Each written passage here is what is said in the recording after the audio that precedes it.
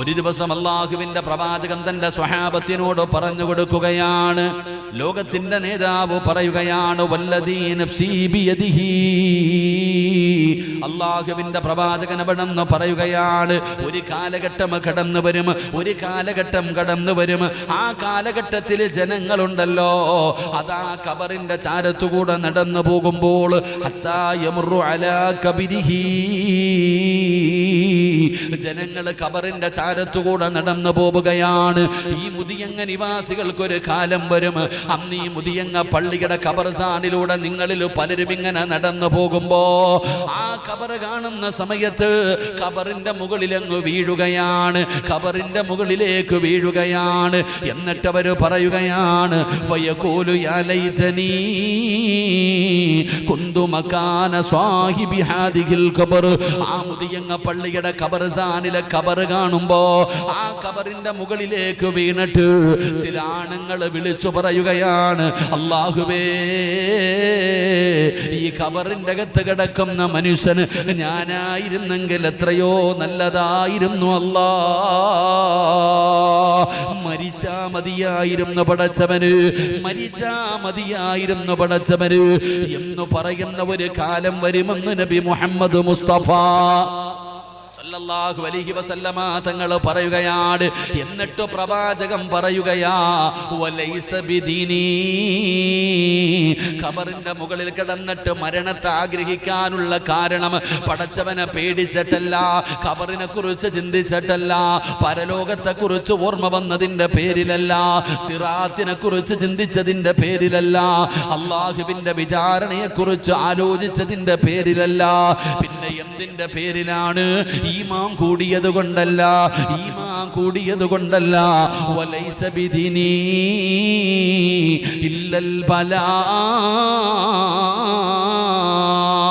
ജീവിതത്തിൽ അല്ലാഹു പരീക്ഷണം കൊടുത്തപ്പോ, അല്ലാഹു കടം കൊടുത്തപ്പോ, അല്ലാഹു രോഗം കൊടുത്തപ്പോ, അല്ലാഹു നഷ്ടം കൊടുത്തപ്പോ, അല്ലാഹു മരണം കൊടുത്തപ്പോ, അല്ലാഹു തളർത്തി കളഞ്ഞപ്പോൾ, ജീവിതത്തിൽ പ്രയാസങ്ങളും ദുരിതങ്ങളും കടന്നു വന്നപ്പോ ശ്രമിക്കാൻ കഴിയാതെ പറഞ്ഞു പോവുകയാണ്, അല്ലാ, ഇതെന്തൊരു ജീവിതമാണ് റബ്ബേ, മരിച്ചാ മതിയായിരുന്നു അല്ലാ എന്ന് എന്റെ സമുദായം പറയുന്ന ഒരു കാലം വരുമെന്ന് ആദരവായ പ്രവാചകൻ നബി മുഹമ്മദ് മുസ്തഫ സല്ലല്ലാഹു അലൈഹി വസല്ലമ തങ്ങൾ പറയുന്നു, എന്റെ സമുദായത്തിനൊരു കാലഘട്ടം കടന്നു വരും, ആ കാലഘട്ടത്തിൽ ഖബർ കാണുമ്പോൾ അതിന്റെ മുകളിൽ അങ്ങ് വീഴും. ഈ പള്ളിക്കാട്ടിലെ ഖബർ കാണുമ്പോ മുതിയങ്ങയിലെ ചില ആൾക്കാർ ഖബറിന്റെ മുകളിൽ വീണിട്ട് പറയാ, പടച്ചവനെ എങ്ങനെ പറയാണ്, എന്താ പറയണത്?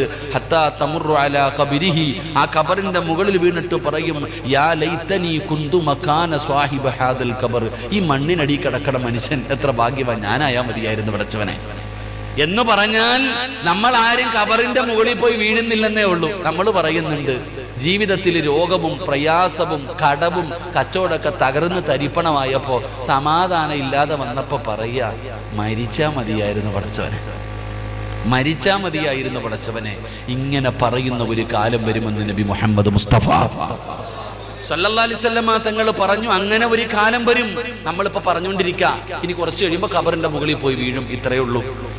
എന്റെ പ്രിയപ്പെട്ട സഹോദരങ്ങളെ, എങ്കിൽ എന്തുകൊണ്ടാണ് നമുക്കിങ്ങനെ സംഭവിച്ചത്? എടാ ഞാൻ ചോദിക്കട്ടെ ചങ്ങാതി, നീ ചെയ്യുന്ന അതേ കച്ചവടം തന്നെയല്ലേ ഈ മുതിയങ്ങയിൽ പലരും ചെയ്യണേ? പക്ഷെ ഓൻ രക്ഷപ്പെട്ടല്ലോ, നീ എന്താ രക്ഷപ്പെടാത്ത? നിന്നെക്കാൾ കൂലിപ്പണി ചെയ്ത് നടക്കുന്നവൻ പോലും 2 നില വീട് വെച്ച്, നീ ഗൾഫിൽ കിടന്ന് കഷ്ടപ്പെടാൻ തുടങ്ങിയിട്ട് എത്ര കൊല്ലമായി? സ്വന്തമായിട്ടൊരു കൂരയുണ്ടോ? എന്തേ അതിന്റെ കാരണം? തലവേദന വന്നു കഴിഞ്ഞാൽ സ്ഥിരമായി തലവേദനയുണ്ട്, തലവേദന എടുക്കുമ്പോൾ ഒരു ഗുളിക വാടിക്കുക, തിന്ന, തലവേദന മാറി. സത്യത്തിൽ തലവേദന മാറാറില്ല, വേദനയെ മാറാറുള്ളൂ. ഈ ടാബ്ലറ്റ് കഴിക്കുന്നതിലൂടെ നിന്റെ വേദന കുറയും, രോഗം അവിടെ തന്നെ കിടക്കാം. സത്യത്തിൽ എന്തുകൊണ്ടാണ് തലവേദന എടുക്കുന്നത് എന്ന് നീ ടെസ്റ്റ് ചെയ്ത് മനസ്സിലാക്കി മരുന്ന് ചെയ്താലല്ലേ അത് മാറൂ. എന്തുകൊണ്ടാണ് നിന്നെ അല്ലാഹ് കൈവിട്ട് കളഞ്ഞത്? നിനക്ക് സന്തോഷവും ഇല്ല, സമാധാനവും ഇല്ല, ബർക്കത്തും ഇല്ല, രാവും പകലും ഇങ്ങനെ കിടന്ന് ജീവിക്കുക. അപ്പൊ എന്തുകൊണ്ട് നിനക്ക് ഇങ്ങനെ ഒരു സംഭവം, എന്തുകൊണ്ടാണ് നിന്റെ ജീവിതത്തിൽ നിന്ന് ബറക്കത്ത് നഷ്ടപ്പെട്ടു പോയത്? നീ ആലോചിക്ക്. അള്ള പറഞ്ഞു പെണ്ണ് കെട്ടാൻ, അള്ള പറഞ്ഞു പെണ്ണ് കെട്ടാൻ. പെണ്ണ് കെട്ടിയാൽ ഞാൻ സമാധാനം തരാം, ഞാൻ സമ്പത്ത് തരാം. അള്ള പറഞ്ഞതാണ്. അള്ളാഹുവിന്റെ റസൂൽ അള്ളാഹു പറഞ്ഞു, ഖുർആൻ എടുത്ത് നോക്ക്. അള്ളാഹു പറഞ്ഞു നീ വിവാഹം കഴിക്ക്, വിവാഹം കഴിച്ചാൽ നിനക്ക് സമാധാനം കിട്ടും. നിങ്ങൾക്ക് ആർക്കെങ്കിലും സമാധാനം ഉണ്ടോപ്പ? അത് കെട്ടി അന്ന് എന്നെ പോയി സമാധാനം എന്ന് പറയുന്നത്. ഖുർആൻ പറഞ്ഞു, നബി സല്ലല്ലാഹു അലൈഹി വസല്ലം തങ്ങൾ പറഞ്ഞു നീ പെണ്ണ് കെട്ട്, നിനക്ക് സമ്പത്തിൽ അഭിവൃദ്ധി ഉണ്ടാകും. ഉണ്ടോ? നിങ്ങൾക്ക് എല്ലാവർക്കും വീടുണ്ട്, നിങ്ങൾക്ക് എല്ലാവർക്കും വീടുണ്ട്. വീടുള്ളവരൊക്കെ ഒന്ന് കൈവക്കിക്കേ. വീടുള്ളവരൊന്ന് കൈവക്ക്. എന്താ പേടി വല്ലതും ഉണ്ടോ? പള്ളിക്ക് എഴുതി കൊടുക്കാനൊന്നുമല്ല, അള്ളാഹു ബർക്കത്ത് ചെയ്യുമാറാകട്ടെ. പക്ഷെ അള്ള പറഞ്ഞു എന്തെന്നറിയോ? വല്ലാഹു ജഅല ലക്കും മിൻ ബുയൂത്തിക്കും സകന. വീടെന്ന് പറഞ്ഞാൽ സമാധാനം തരുന്ന ഒരിടം. നിന്റെ വീടിനകത്തതുണ്ടോ? അള്ള പറഞ്ഞു വീടെന്ന് പറയുന്നത് സമാധാനം തരുന്ന ഒരിടം. നിന്റെ വീടിനകത്ത് സമാധാനം ഉണ്ടോ? ഇല്ല. എന്തേ അതിന്റെ കാരണം? അള്ളാഹു നിന്റെ ജീവിതത്തിൽ നിന്ന് ബർക്കത്ത് തിരിച്ചെടുത്തു. അതാണ് നിന്റെ കാരണം. അള്ളാഹു നമുക്ക് ഈമാൻ നൽകുമാറാകട്ടെ. അല്ല നമുക്ക് ഈമാൻ നൽകുമാറാകട്ടെ. എന്നിട്ട് ഇങ്ങനെ പറയാ, പടച്ചോനെ എന്തേ അല്ല എന്നെ ഇങ്ങനെ ആക്കി കളഞ്ഞത്? എനിക്ക് വീടില്ലല്ലോ, എനിക്ക് മക്കളില്ലല്ലോ, എനിക്ക് രോഗമാണല്ലോ, എനിക്ക് കടനമാണല്ലോ, എന്ത് കച്ചവടവും പൊളിഞ്ഞു പോകുന്നല്ലോ. ഇതൊക്കെ ഇങ്ങനെ പറഞ്ഞുകൊണ്ട് നടക്കുക. സത്യത്തിൽ എന്താണ് നിനക്ക് സംഭവിച്ചത്? സംഭവിച്ച കാര്യം ഞാൻ പറഞ്ഞു തരാം. ഇപ്പൊ ഉദാഹരണം, ഈ സദസ്സിൽ ഇരിക്കുന്നവരോട് നിനക്കൊരു വീട് വെക്കാൻ ആഗ്രഹമുണ്ട്. ഒരാൾക്ക് വീട് വെക്കാൻ ആഗ്രഹമുണ്ട്, ഇത്തിരി സ്ഥലമുണ്ട് വീട് വെക്കാൻ. എങ്കിൽ അവൻ ആദ്യം ചെയ്യേണ്ടത് എന്താ? ചങ്ങാതിമാരെ, വെടികൊണ്ടതുപോലെ ഇരിക്കാതെ പറ. ഒരാൾക്ക് വീട് വെക്കാൻ ആഗ്രഹമുണ്ട്, ഇത്തിരി വസ്തുവുണ്ട്, എങ്കിൽ അവൻ്റെ കയ്യിൽ ഇത്തിരി പൈസ ഉണ്ട്, എങ്കിൽ അവൻ ആദ്യം ചെയ്യേണ്ടത് എന്താ? എന്താ റേഡിയയാ? പറ, എന്തേ ചെയ്യേണ്ടത് ആദ്യം? പറയണ മക്കൾ, എന്ത് ചെയ്യണം? കുറ്റിയടിക്കണം. ആദ്യമേ പൂറ്റി എഞ്ചിനീയറെ പോയി കാണണല്ലേ? ചങ്ങാതി, എന്ത് ചെയ്യണം? മാസ്ക് ഇട്ടതുകൊണ്ടാന്ന് തോന്നുന്നു ശബ്ദം പുറത്തേക്ക് വരണില്ല അല്ലേ? നമുക്ക് ആർക്കെങ്കിലും ഒരു വീട് വെക്കണം, വീട് വെക്കാനുള്ള പൈസയുണ്ട്, വീട് വെക്കാനുള്ള സ്ഥലവുമുണ്ട്. നമ്മൾ ആദ്യം ചെയ്യുന്നത് പ്ലാൻ വരയ്ക്കും. ആദ്യം പ്ലാൻ വരയ്ക്കും, അല്ലെങ്കിൽ കുറ്റിയടിക്കാനുള്ള ആളെ നിശ്ചയിക്കും. നമ്മൾ ഇതൊക്കെയാ ചെയ്യണത്. സത്യത്തിൽ ചെയ്യേണ്ടത് നമ്മൾ ആരും ചെയ്തിട്ടില്ല. അള്ളാഹു ഈമാൻ തരുമാറാകട്ടെ. അള്ളാഹ് ഈമാൻ തരുമാറാകട്ടെ. പെണ്ണുങ്ങളുടെ BP ഞാൻ കൂട്ടുവല്ല. ഈ പറയുന്ന കാര്യങ്ങൾ ഞാനൊരു 5 കാര്യം എണ്ണി പറയാം. ഈ പറയുന്ന 5 കാര്യം നിങ്ങൾ ആരെങ്കിലും വീട് വെച്ചപ്പോഴോ, വണ്ടി എടുത്തപ്പോഴോ, കച്ചവടം തുടങ്ങിയപ്പോഴോ, വസ്തു വാങ്ങിയപ്പോഴോ, പെണ്ണ് കെട്ടിയപ്പോഴോ നിങ്ങൾ ആരെങ്കിലും ചെയ്തിട്ടുണ്ടെങ്കിൽ ഒരു കാലത്തും നിന്റെ ജീവിതത്തിൽ ദാരിദ്ര്യമോ ദുഃഖമോ ദുരിതമോ അള്ളാഹു തരൂല. ചെയ്തിട്ടില്ലെങ്കിൽ ചുമ്മാതല്ല നീ അനുഭവിക്കുന്നത്. അള്ളാഹു കാത്തുരക്ഷിക്കുമാറാകട്ടെ. അള്ളാഹ് കാത്തുരക്ഷിക്കുമാറാകട്ടെ. ഇൻഷാ അല്ലാഹ് ഞാൻ പറഞ്ഞു തരട്ടെ. എന്തിപ്പാ, ഞാൻ നിങ്ങൾക്ക് പൈസ വല്ലതും തരാനുണ്ടോ? ഞാൻ നിങ്ങൾക്ക് പൈസ വല്ലതും തരാനുണ്ടോ? അല്ലെങ്കിൽ ഞാൻ സംഘടനകൾ വല്ലതും പറഞ്ഞിട്ട് നിങ്ങളെ പീഡിപ്പിച്ച? ഇല്ലല്ലോ. ഇൻഷാ അല്ലാഹ്. പിന്നെന്തൊരു ബേജാറ്, ഒരു ടെൻഷൻ. ഇൻഷാ അല്ലാഹ് അള്ളാഹു നമുക്ക് ഈമാൻ നൽകുമാറാകട്ടെ. അപ്പൊ ഒന്നാമത്തെ കാര്യം, വീടുള്ളവരും വെച്ചവരും വെക്കാത്തവരെല്ലാം കേട്ടോ, അള്ളാഹുവിന്റെ പ്രവാചകൻ സല്ലല്ലാഹു അലൈഹി വസല്ലമ തങ്ങളുടെ മുന്നിൽ ഒരു സഹാബി വന്നിട്ട് പറഞ്ഞു, നബിയെ, ഞാനൊരു പുതിയ ബിസിനസ് തുടങ്ങാൻ പോവാ, ഞാൻ ആദ്യം ചെയ്യേണ്ടത് എന്താ? അള്ളാന്റെ റസൂൽ സല്ലല്ലാഹു അലൈഹി വസല്ലമ തങ്ങളുടെ മുന്നിൽ വന്നിട്ട് ചോദിച്ചു, ഞാനൊരു കച്ചവടം തുടങ്ങാൻ പോവുക, എന്ത് ചെയ്യണം നബിയെ? നബി സല്ലല്ലാഹു അലൈഹി വസല്ലമ തങ്ങൾ അല്ലാഹുവിന്റെ പ്രവാചകൻ അവിടെന്ന് പറയുകയാണ്, യഖൂലു ഇദാ ഹമ്മ അഹദുകും ബിൽ അംരി, അല്ലാഹുവിന്റെ പ്രവാചകൻ സല്ലല്ലാഹു അലൈഹി വസല്ലമ തങ്ങൾ പറയുകയാണ്, ഫൽയുസല്ലി റകഅത്തിൻ മിൻ ദൂനിൽ ഫരീള. അല്ലാഹുവിന്റെ പ്രവാചകന്റെ മുന്നിൽ കച്ചവടം തുടങ്ങാൻ ആലോചിക്കുന്ന ഒരു മനുഷ്യനുണ്ടല്ലോ, റസൂലുള്ളാഹി തങ്ങളുടെ മുന്നിൽ വന്നിട്ട് ചോദിക്കുന്നു, നബിയേ, ഒരു കച്ചവടം തുടങ്ങാൻ പോവുകയാണ്, ഞാൻ ആദ്യമായിട്ട് ചെയ്യേണ്ടത് എന്താണ്? പോയിട്ട് കട നോക്കാനല്ല പറഞ്ഞത്, ബിൽഡിംഗ് കെട്ടാനല്ല പറഞ്ഞത്, പണം കൂട്ടാനല്ല പറഞ്ഞത്, അല്ലെങ്കിൽ പാർട്ണർമാരെ വിളിക്കാനല്ല റസൂലുള്ള പറഞ്ഞത്. അല്ലാഹുവിന്റെ റസൂല് പറഞ്ഞത് എന്തെന്നറിയുമോ? എടാ, വീട് വെക്കാൻ വെക്കാൻ സ്ഥലം നോക്കി. നിന്റെ കയ്യിൽ പൈസയുണ്ട്, വീട് വെക്കണമെന്ന് ആഗ്രഹമുണ്ടാകുമ്പോ ആദ്യം വരയ്ക്കേണ്ടത് പ്ലാനല്ല, നല്ല എഞ്ചിനീയറെയല്ല പോയി നോക്കേണ്ടത്, അല്ലെങ്കിൽ പടച്ചവനെ കുറ്റികടിക്കാനുള്ള ദിവസമല്ല നിശ്ചയിക്കേണ്ടത്, അല്ലെങ്കിൽ പടച്ചവനെ അല്ലെങ്കിൽ മറ്റുള്ള വഴികളല്ല നേടേണ്ടത്. റസൂലുള്ള പറയുകയാ, അവിടെന്ന് പറഞ്ഞു ഫൽയുസല്ലി റകഅത്തിൻ മിൻ ദൂനിൽ ഫരീള, 2 റകഅത്ത് നമസ്കരിക്കണേ. റസൂലുള്ളയാണ് പറയുന്നത്, മോനെ 2 റകഅത്ത് നമസ്കരിക്കണമെടാ. വീട് വെക്കുന്നതിന് മുമ്പ്, വീടിന് കുറ്റിയടിക്കുന്നതിന് മുമ്പ്, എഞ്ചിനീയറെ കാണാൻ പോകുന്നതിന് മുമ്പ്, വണ്ടി എടുക്കാൻ മനസ്സിൽ ആഗ്രഹമുണ്ടാകുമ്പോ നീ ചെയ്യേണ്ടത് എന്തെന്നറിയുമോ? അള്ളാന്റെ റസൂല് പറയുകയാണ്, നീ 2 റകഅത്ത് നമസ്കരിക്കണേ. സലാം വീട്ടിയതിന് ശേഷം അള്ളാഹുവിന്റെ ദർബാറിലേക്ക് ഇരു കരങ്ങൾ ഉയർത്തിയിട്ട് കരഞ്ഞുകൊണ്ട് പടച്ചവനോട് പറയണം, അല്ലാ, ഒരു കച്ചവടം തുടങ്ങാൻ പോവുകയാണ് തമ്പുരാനെ. നല്ലതാണോ മോശമാണോ? ഇതിലൂടെ ഞാൻ രക്ഷപ്പെടുമോ? ഇതിലൂടെ ഞാൻ പരാജയപ്പെടുമോ? എനിക്കറിയില്ല തമ്പുരാനെ. അല്ലാ, ഇത് നല്ലതാണെങ്കിൽ നീ നടത്തി തരണേ അല്ലാ. പോകുന്ന വഴികളൊക്കെ തുറന്നു തരണേ അല്ലാ. ഈ കച്ചവടത്തിലൂടെ ഞാൻ നഷ്ടപ്പെട്ടു പോകുമെങ്കിൽ, ഈ കച്ചവടത്തിലൂടെ ഞാൻ നശിച്ചു പോകുമെങ്കിൽ, ഈ വീട് കെട്ടുന്നതിലൂടെ ഞാൻ ദാരിദ്ര്യത്തിൽ പെട്ടുപോകുമെങ്കിൽ തടസ്സങ്ങൾ നൽകി ഇത് തട്ടി മാറ്റണേ അല്ലാ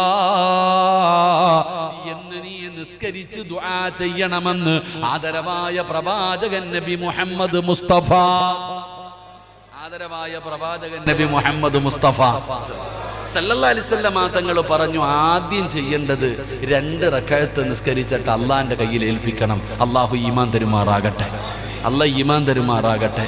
അപ്പൊ വീട് വെക്കണമെന്ന് തീരുമാനിച്ചപ്പോ 2 റകഅത്ത് നിസ്കരിച്ചിട്ട് ദുആ ചെയ്ത ആരെങ്കിലും ഉണ്ടെങ്കിൽ ഒന്ന് കൈപൊക്കിക്കേ.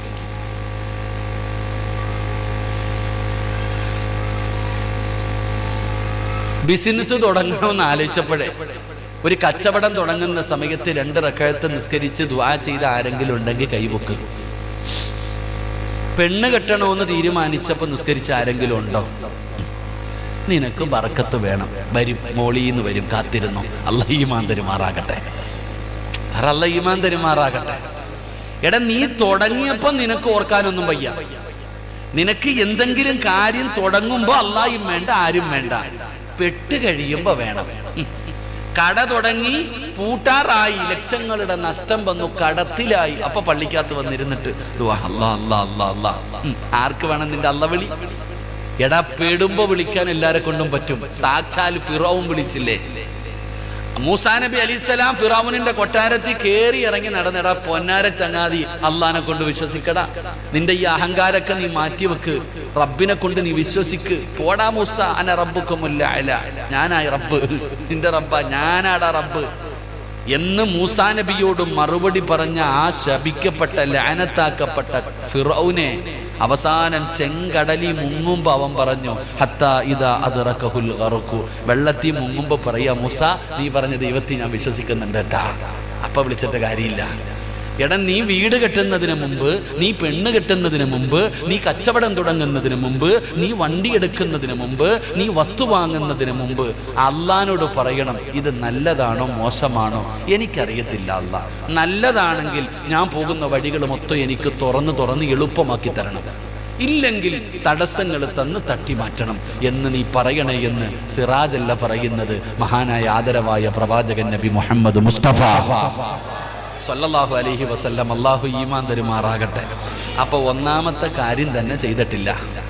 ഇപ്പൊ മനസ്സിലായ? ഒന്നാമത്തെ കാര്യം തന്നെ നിങ്ങൾ ചെയ്തിട്ടില്ല. പിന്നെ എങ്ങനെ നിങ്ങൾക്ക് അഭിവൃദ്ധി ഉണ്ടാകും? ഇനി രണ്ടാമത് ചെയ്യേണ്ടത് എന്താ? വിശദീകരിക്കുന്നില്ല, ആകെ 1 മണിക്കൂറല്ലേ ഉള്ളൂ. വിശദീകരിക്കുന്നില്ല. 2, മഹാനായ പ്രവാചകൻ സല്ലല്ലാഹു അലൈഹി വസല്ലമ തങ്ങൾ പറയുകയാണ്, എന്റെ പ്രിയപ്പെട്ട പെങ്ങളെ, ഇനിയെങ്കിലും നീ ഒന്ന് ചെയ്യാൻ തയ്യാറാകുക. അല്ലാഹുവിന്റെ വിശുദ്ധമായ ഖുർആൻ പറയുകയാണ്, രണ്ടാമത്തെ കാര്യം എന്തെന്നറിയുമോ? വഅംറുഹും ശൂറാ ബൈനഹും. അല്ലാഹുവിന്റെ വിശുദ്ധമായ ഖുർആൻ 114 സൂറത്തുകൾ.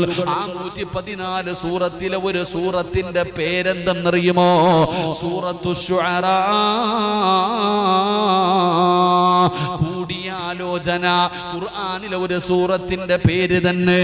എങ്കിൽ അല്ലാഹു പറയുകയാണ്, മോനെ, വീട് വെക്കുന്നതിന് മുമ്പ്, കച്ചവടം തുടങ്ങുന്നതിന് മുമ്പ്, വണ്ടി എടുക്കുന്നതിന് മുമ്പ്, വസ്തു വാങ്ങുന്നതിന് മുമ്പ്, എന്ത് കാര്യവും ചെയ്യുന്നതിന് മുമ്പ് നീ നിന്റെ കുടുംബക്കാരോട് ചർച്ച ചെയ്യണേ. എടാ, നിന്റെ കുടുംബത്തിലെ കാരണവന്മാരുണ്ടല്ലോ, അല്ലെങ്കിൽ നീ തുടങ്ങുന്ന കച്ചവടത്തെ കുറിച്ച് അറിവുള്ളവർ, അവരോട് നീ ചോദിക്കണം, അവരോട് നീ ചർച്ച ചെയ്യണം എന്ന് പറഞ്ഞു തന്ന് കാണിച്ചു തന്നതാരെന്നറിയുമോ? എന്തെങ്കിലും ഒരു കാര്യം ചെയ്യുന്നതിന് മുമ്പ്, സ്വന്തം തീരുമാനമെടുക്കുന്നതിന് മുമ്പ് നീ ആരോടെങ്കിലും ചോദിക്കാൻ പറഞ്ഞു തന്നതാരെന്നറിയുമോ? ഈ ലോകം മുഴുവനും അടക്കി ഭരിക്കുന്ന രാജാതിരാജനായ, ഈ പ്രപഞ്ചത്തിന്റെ അധിപനായ എന്റെയും നിന്റെയും റബ്ബുണ്ടല്ലോ, ആ അല്ലാഹയാ കാണിച്ചു തന്നത്. വൈദ് ഖാല റബ്ബുക ലിൽ മലായികതി ഇന്നി ജാഇലുൻ ഫിൽ അർളി ഖലീഫ. അല്ലാഹു മനുഷ്യനെന്ന് പറയുന്ന എന്നെയും നിന്നെയും സൃഷ്ടിക്കാൻ തീരുമാനിച്ചപ്പോ അല്ലാഹു മലക്കുകളെ മുഴുവനും വിളിച്ചുകൂട്ടി, കോടാനുകോടി മലക്കുകളെ വിളിച്ചുകൂട്ടി. എന്നിട്ട് അല്ലാഹു ചോദിക്കുകയാണ്, മലക്കുകളെ, മനുഷ്യനെന്ന് പറയുന്ന ഒരു വിഭാഗത്തെ ഞാൻ സൃഷ്ടിക്കാൻ പോകുകയാണ്, എന്താണ് നിങ്ങളുടെ അഭിപ്രായം? അല്ലാഹു ചോദിക്കുക. അല്ലാഹുക്ക് ചോദിക്കേണ്ട വല്ല കാര്യമുണ്ടോ? അല്ലാഹുവാണ് മലക്കുകളെ സൃഷ്ടിച്ചത്. ആ മലക്കുകളെ വിളിച്ചു നിർത്തിയിട്ട് അല്ലാഹു ചോദിക്ക, ഞാൻ മനുഷ്യൻ എന്ന് പറയുന്ന ഒരു വിഭാഗത്തെ സൃഷ്ടിക്കാൻ പോകുന്നു, നിങ്ങളുടെ അഭിപ്രായം എന്താ? മലക്കുകൾ പറഞ്ഞു, വേണ്ട അല്ലാഹ്, വേണ്ട അല്ലാഹ്. അപ്പോഴും അല്ലാഹു പറഞ്ഞു, ഇനി അലമു മാ ലാ തഅലമു, നിങ്ങൾക്കറിയാത്തത് പലതും എനിക്കറിയാം. അപ്പൊ നമ്മൾ മനസ്സിലാക്കേണ്ടത്, അല്ലാഹു സുബ്ഹാനഹു വ തആല ഒരു കാര്യം ചെയ്യാൻ തീരുമാനിച്ചപ്പോൾ അല്ലാഹു മലക്കുകളോട് അഭിപ്രായം ചോദിച്ചു എന്ന് അല്ലാഹുവിന്റെ വിശുദ്ധ ഖുർആൻ. അല്ലാഹു ഈമാൻ തരുമാറാകട്ടെ, അല്ലാഹ് ഈമാൻ തരുമാറാകട്ടെ. എന്നിട്ടും മലക്കുകൾ പറഞ്ഞ, മലക്കുകൾക്ക് അറിവില്ല, എന്നിട്ടും അല്ലാഹ് ചോദിച്ചു. നീ കട തുടങ്ങാൻ നേരത്ത് ആരോടാ ചോദിച്ചേ? നീ കട തുടങ്ങാൻ നേരത്ത് ആരോടാ ചോദിച്ചേ? നീ വീട് വെക്കാൻ നേരത്തെ ആരോട് പോയി ചോദിച്ചിട്ടാ നീ വെച്ചത്? എന്റെ പ്രിയപ്പെട്ടവരെ, അല്ലാഹ്ക്ക് ഈഗോ ഇല്ലായിരുന്നു. എനിക്കും നിനക്കും പോയിട്ട് അവന്റെ അടുക്ക പോയി എങ്ങനെ പോയി ചോദിക്കില്ലേ? ഓന്റെ അടുത്ത് പോയി എങ്ങനെ ചോദിക്കാനാ? നാണക്കേട് അല്ലേ? അവൻ എന്നെ കുറിച്ച് എന്ത് വിചാരിക്കും? നമ്മൾ ചോദിക്കാറില്ല. എങ്കിൽ അല്ലാഹു സുബ്ഹാനഹു വ തആല തന്റെ മലക്കുകളോട് അഭിപ്രായം ചോദിച്ചു. മഹാനായ നബി മുഹമ്മദ് മുസ്തഫ സല്ലല്ലാഹു അലൈഹി വസല്ലമ തങ്ങൾ ബദറിൽ പോകുമ്പോൾ സ്വഹാബത്തിനോട് ചോദിച്ചു, സഹാബ, നിങ്ങളുടെ അഭിപ്രായം എന്താ? ബദർ യുദ്ധത്തിന് പോയപ്പോ, ഹന്തക് യുദ്ധത്തിന് പോയപ്പോ അല്ലാഹുവിന്റെ പ്രവാചകൻ സല്ലല്ലാഹു അലൈഹി വസല്ലമ തങ്ങൾ സ്വന്തം തീരുമാനമെടുക്കുകയായിരുന്നില്ല, സ്വഹാബത്തിനോട് അഭിപ്രായം ചോദിച്ചു എന്ന് ചരിത്രം പഠിപ്പിക്കുന്നു. അപ്പൊ അല്ലാഹ്ക്ക് ചോദിക്കാം, മുത്തുനബിക്ക് ചോദിക്കാം, സിറാജിന് പറ്റൂല. അല്ലാഹ്ക്ക് ചോദിക്കാം, അല്ലാഹുവിന്റെ റസൂൽ സല്ലല്ലാഹു അലൈഹി വസല്ലമ തങ്ങൾക്ക് ചോദിക്കാം, എനിക്കും നിങ്ങൾക്കും പറ്റത്തില്ല. അങ്ങനെ ചോദിക്കാത്തത് കൊണ്ടാ ഇപ്പൊ കടന്ന് അനുഭവിച്ചുകൊണ്ടിരിക്കുന്നത്. അല്ലാഹു കാത്തിരക്ഷിക്കുമാറാകട്ടെ, ഉറക്കെ അല്ലാഹു കാത്തിരക്ഷിക്കുമാറാകട്ടെ.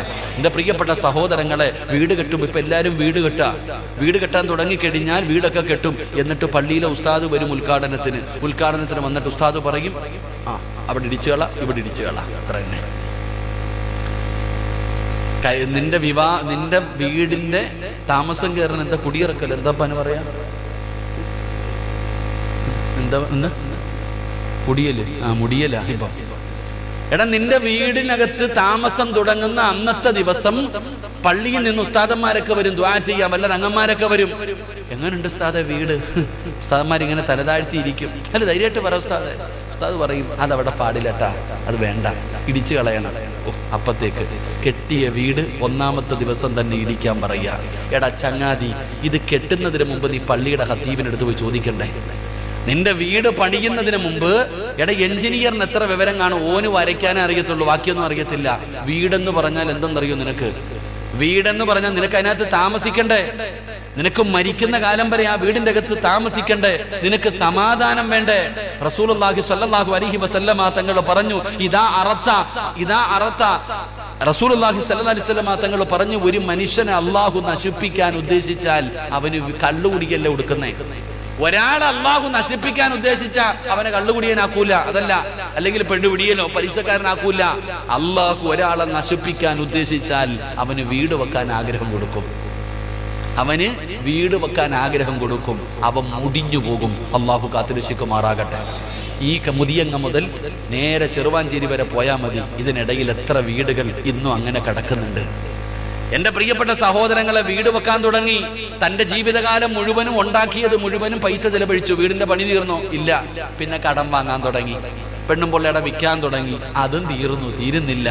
അവസാനം പോയി ലോൺ എടുത്തിട്ട് വീട് പണിതു. പടച്ചവനെ, ഇപ്പോ ആ ലോണൊന്ന് ഒഴിയാൻ വേണ്ടി വീട് വിൽക്കാൻ തയ്യാറായി നിൽക്കുക പലരും. അള്ളാഹു കാത്തുരക്ഷിക്കുമാറാകട്ടെ. കാരണം എന്ത്? വീടെന്ന് പറഞ്ഞാൽ അതാ നിനക്ക് കളിയാണ്. ഒരു വീട് വെക്കുന്ന സമയത്ത് പള്ളിയിലെ ഉസ്താദിന്റെ അടുക്ക വന്നിട്ട് പറയാ, ഉസ്താദെ കന്നിമൂലയ്ക്ക് എന്തോ കുഴപ്പമുണ്ട് ഉസ്താദെ. കന്നിമൂലയ്ക്കല്ലടാ, നിന്റെ തലയ്ക്കാ കുഴപ്പം.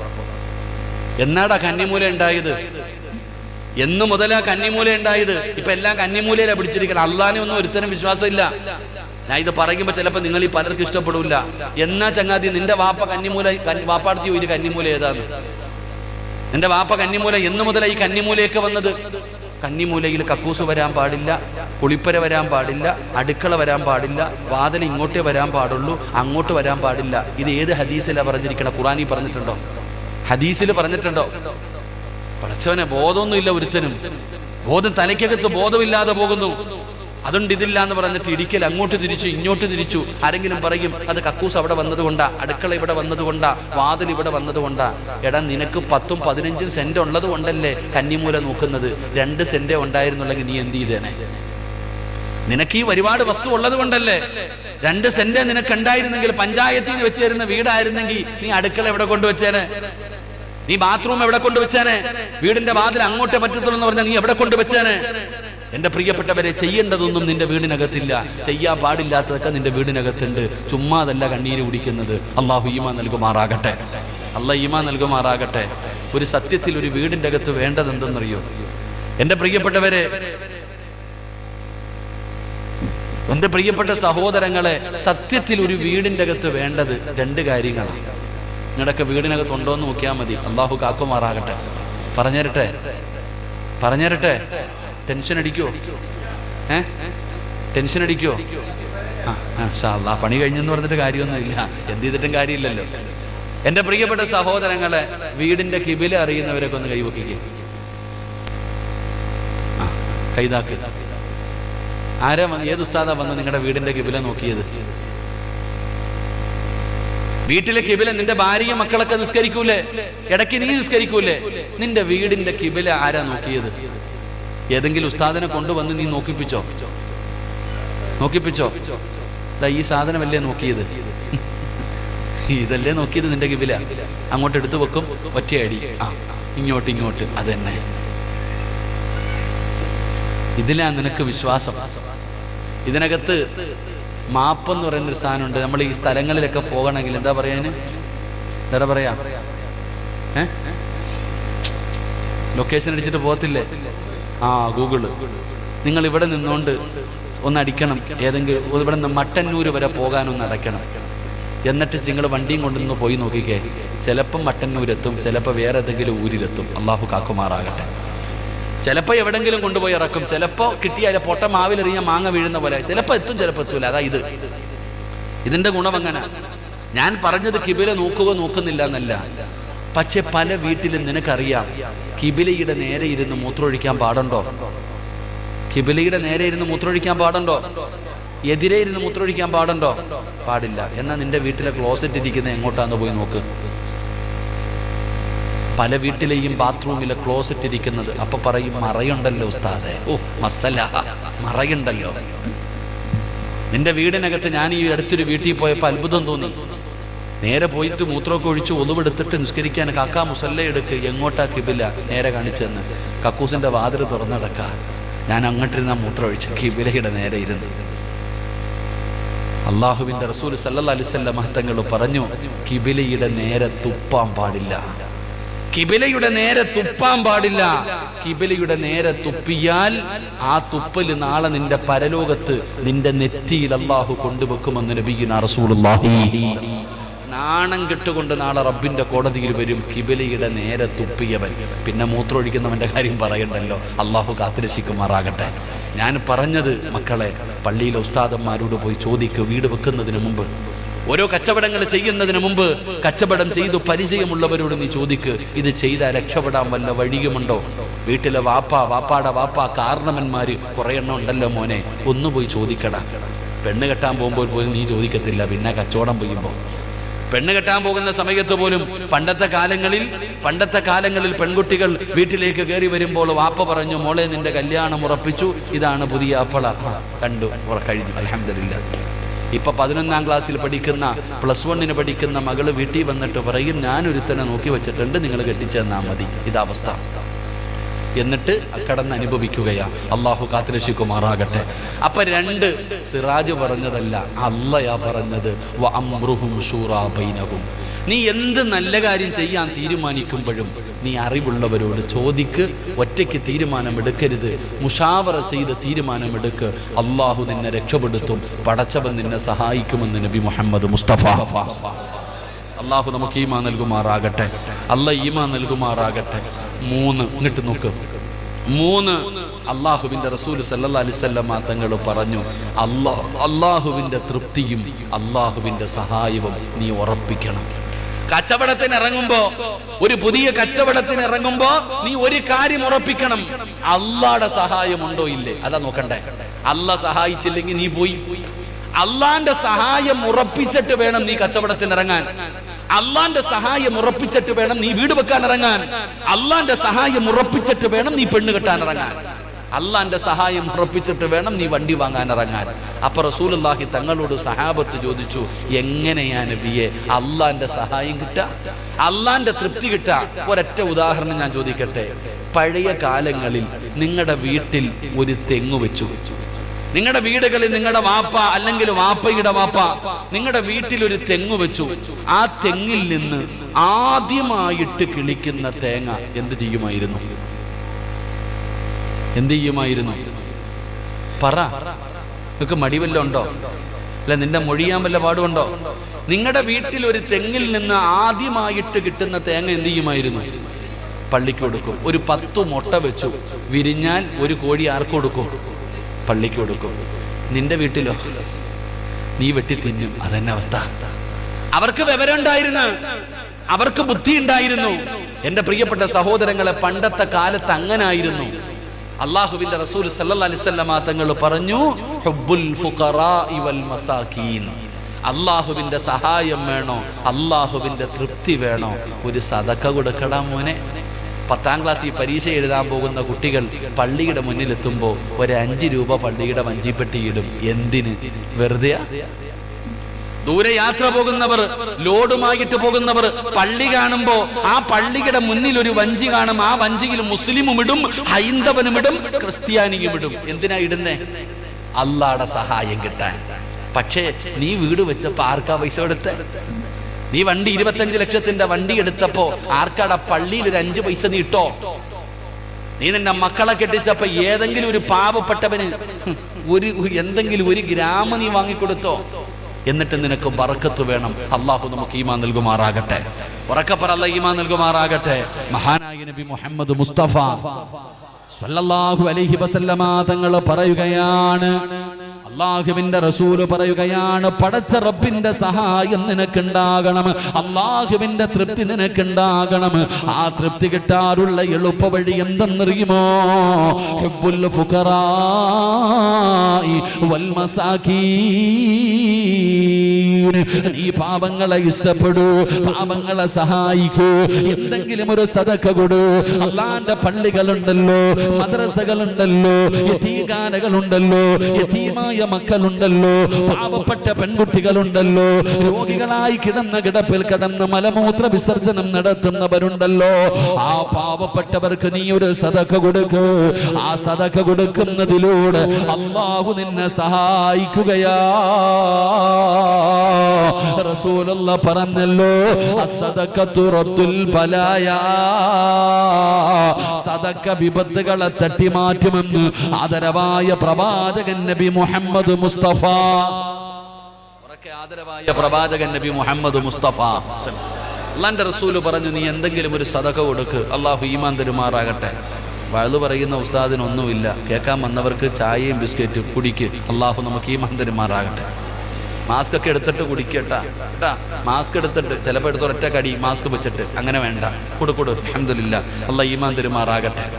എന്ത് ചെയ്യാനാ പറഞ്ഞത്? സദഖ കൊടുക്കാൻ. എന്റെ പ്രിയപ്പെട്ട സഹോദരങ്ങളെ, സഹോദരിമാരെ, നിങ്ങളൊക്കെ വീട് വെച്ചപ്പോ 5 നയാ പൈസ പള്ളിയുടെ മുതിയങ്ങ പള്ളിയുടെ വഞ്ചിപ്പെട്ടിയിൽ ഒരു 10 രൂപ ഇട്ടോ. മോനെ, ഒരു 10 രൂപ ഇട്ടോ. ഒരൊറ്റ ഉദാഹരണം പറയാം. നമ്മളൊക്കെ മക്കളുടെ കല്യാണം നടത്താറുണ്ട്, മക്കളുടെ നിക്കാഹ് നടത്താറുണ്ട്. പടച്ചവനെ പന്തലുകാരനെ വിളിക്കും, ഇവിടെ മൊത്തവും പന്തല് കെട്ടണം, എത്ര രൂപ വേണം? 1 ലക്ഷം രൂപ. എടാ 95-ന് കെട്ടിയോ? ഇല്ലില്ല, 1 ലക്ഷം. നീ എടുത്തോ, ഓക്കെ. ഭക്ഷണം വെക്കുന്നവനെ വിളിക്കും, എത്ര വേണം? 2500 പേർക്ക് ഭക്ഷണം വേണം, എത്ര വേണം? 1 ലക്ഷം, എടുത്തോ. ക്യാമറമാനെ വിളിക്കും, എത്ര വേണം? 25,000 രൂപ, ഉറപ്പിച്ചു. ബൈക്ക് റാലി നടത്താൻ, അതിനുള്ള ഞാൻ അങ്ങോട്ട് പോണില്ല, റെഡി. ഇതെല്ലാം ചെയ്തു, ഇതെല്ലാം നിങ്ങൾ ചെയ്തു. അങ്ങനെ അവസാനം നിന്റെ മകളുടെ നിക്കാഹ് മുതിയങ്ങ പള്ളിക്കകത്ത് വെച്ച് നടക്കാം. ഖത്തീബ് എന്താ ഇപ്പൊ ഇവിടുത്തെ? പോയില്ലേ, കുഴപ്പമില്ല, അള്ളാഹു അദ്ദേഹത്തിന് ദീർഘായുസ് കൊടുക്കുമാറാകട്ടെ. മുതിയങ്ങ പള്ളിക്കകത്ത് വെച്ചിട്ട് നിന്റെ മോന്റെ കെട്ട് നടക്കാം, നിന്റെ മകളുടെ നിക്കാഹ് നടക്കുകയാ. അങ്ങനെ നീ വിളിച്ചവരെല്ലാവരും വന്നു, പള്ളിക്കകത്ത് വന്നു. അവസാനം പള്ളിയിലെ ഖതീബ് വന്നിട്ട് കൈ പിടിച്ചു വെച്ചിട്ട് പറഞ്ഞു, ഉസവ്വിജുക അലാമ അമറല്ലാഹു തആല ബിഹി മിൻ ഇംസാകിൻ ബിമഅറൂഫിൻ ഔ തസ്രീഹിൻ ബിഇഹ്സാൻ. സവ്വജതുക വൻകഹതുക എന്നൊക്കെ പറഞ്ഞിട്ട് ഉസ്താദ് അങ്ങോട്ട് കല്യാണം നടത്തി. നിന്റെ നിക്കാഹ്, നിന്റെ മകളുടെ നിക്കാഹ് നടത്തി കൊടുത്തു. എന്നിട്ട് ഉസ്താദ് 2 കൈയും ഉയർത്തിയിട്ട് അള്ളാഹിനോട് പറയുക, അയ്യുഹൽ അറൂസാൻ ബാറകല്ലാഹു ലക്കുമാ വ ബാറക അലൈക്കുമാ വ ജമഅല്ലാഹു ബൈനക്കുമാ ഫീ ഖൈരിൻ വ ലുത്ഫിൻ വ ആഫിയ. എന്താ അർത്ഥം എന്നറിയോ?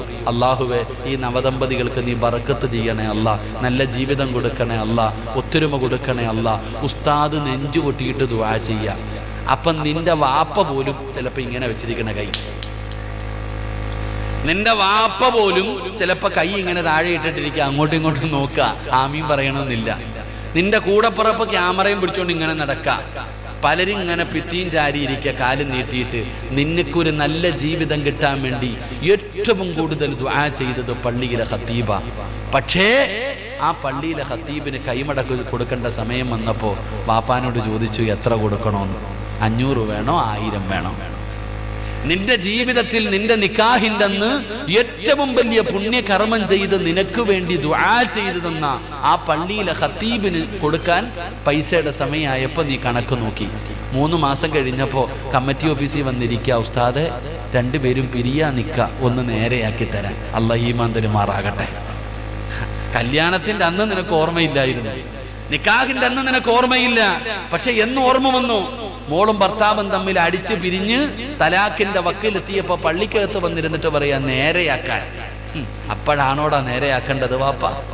ഞാൻ പറഞ്ഞു വന്നത്, അള്ളാഹുവിന്റെ സഹായവും തൃപ്തിയും ഉറപ്പിച്ചിട്ട് വേണം ഏതു പണിക്കും ഇറങ്ങാൻ. ഇല്ലാതെ കിടന്ന് കരഞ്ഞിട്ട് കാര്യമില്ല.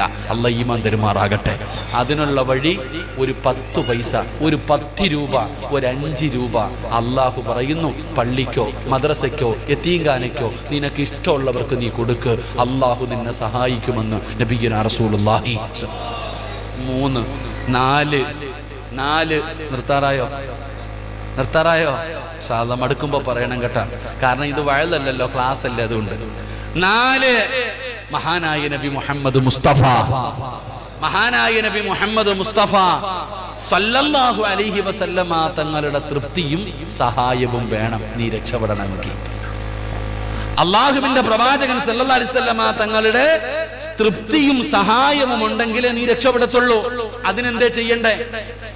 അള്ളാഹുടെ സഹായം കിട്ടി, അള്ളാഹുവിന്റെ തൃപ്തി നിനക്ക് കിട്ടി.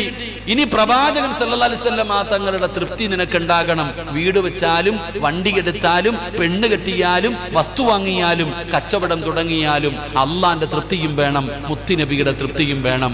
അള്ളാഹുവിന്റെ റസൂലിന്റെ തൃപ്തി കിട്ടാനുള്ള എളുപ്പ വഴി അള്ളാന്റെ വിശുദ്ധമായ ഖുർആൻ പാരായണം ചെയ്യുമെന്ന് നബിയിന റസൂലുള്ളാഹി.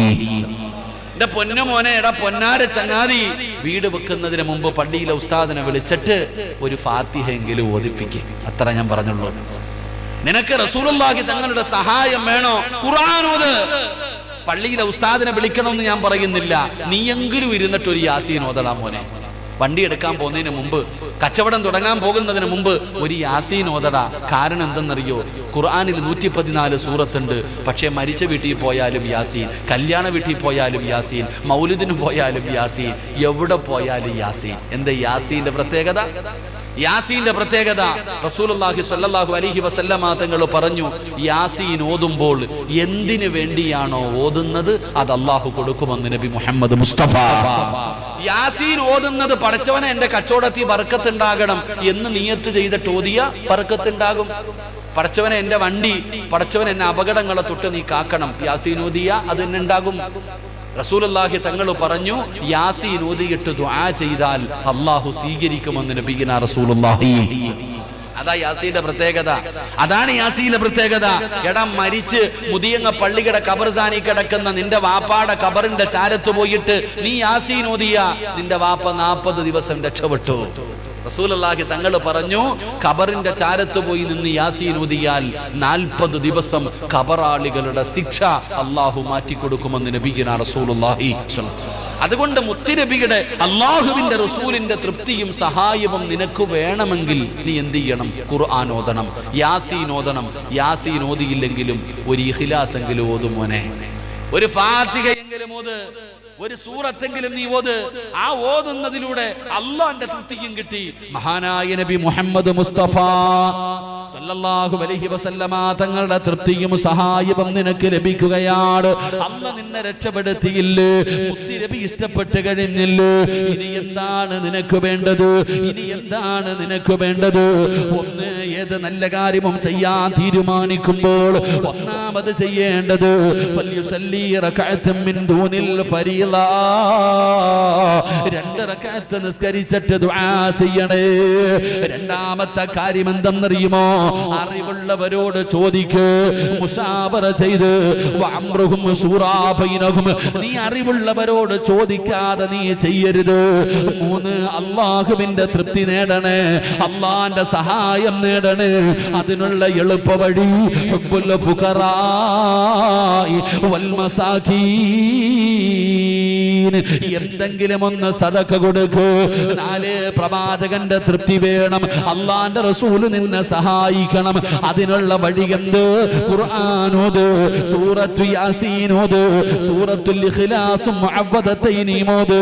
അതിലൂടെ മുത്തുനബിയുടെ സഹായം നിനക്ക് ലഭിക്കുമെന്ന് ആദരവായ പ്രവാചകൻ നബി മുഹമ്മദ് മുസ്തഫ. 5-ാമത്തെ കാര്യം എന്തെന്നറിയുമോ? 5-ാമത്തെ കാര്യം എന്തെന്നറിയുമോ? അല്ലാഹു കഴിഞ്ഞു, മുത്തുനബി കഴിഞ്ഞു. അടുത്ത കാര്യം എന്തെന്നറിയോ? ഉമ്മാനെ കൊണ്ട് ദുആ ചെയ്യിപ്പിക്കണേ, വാപ്പാനെ കൊണ്ട് ദുആ ചെയ്യിപ്പിക്കണേ. മാതാപിതാക്കളുടെ തൃപ്തിയും ദുആയും നീ വാങ്ങിയാ നീ രക്ഷപ്പെടുമെന്ന് നബി മുഹമ്മദ് മുസ്തഫ. 3-ാമത്തെ 5-ാമത്തെ കാര്യം വാപ്പാന്റെയും ഉമ്മാന്റെ അടുക്കലും പോയി പറഞ്ഞിട്ട് പറയണം ദുആ ചെയ്യാൻ. വീടിന്റെ മുന്നിൽ ഒരു പുതിയ കാറ് വന്നു നിന്നു. വാപ്പ ചോദിച്ചു, ആരുടേതാ? ഞാൻ എടുത്തതാ വാപ്പ, ഞാൻ എടുത്തതാ വാപ്പ. ഇത് ഏതാടാ ഈ പെണ്ണ്? കല്യാണം കഴിച്ചിട്ട് വിളിച്ചോണ്ട് വരുവോ വാപ്പ? ഇതാ നിന്റെ അവസ്ഥ. ഒരു കച്ചവടം തുടങ്ങി, മുതിയങ്ങയില് ചെറുവാഞ്ചേരിയില് കൂത്തുപറമ്പിൽ ഒരു കട തുടങ്ങി. ലക്ഷങ്ങളുടെ കടം വന്നിട്ട് അവസാനം വീടിന്റെ അകത്ത് ബെഡ്റൂമിൽ ചെന്നപ്പോ പെണ്ണുമ്പിള്ള എടുത്ത് പറഞ്ഞു, എടി പൊന്നാര ഐഷ മൊത്തവും പോയടി. അങ്ങനെ തന്നെ വേണേക്കാ നിങ്ങൾക്ക്.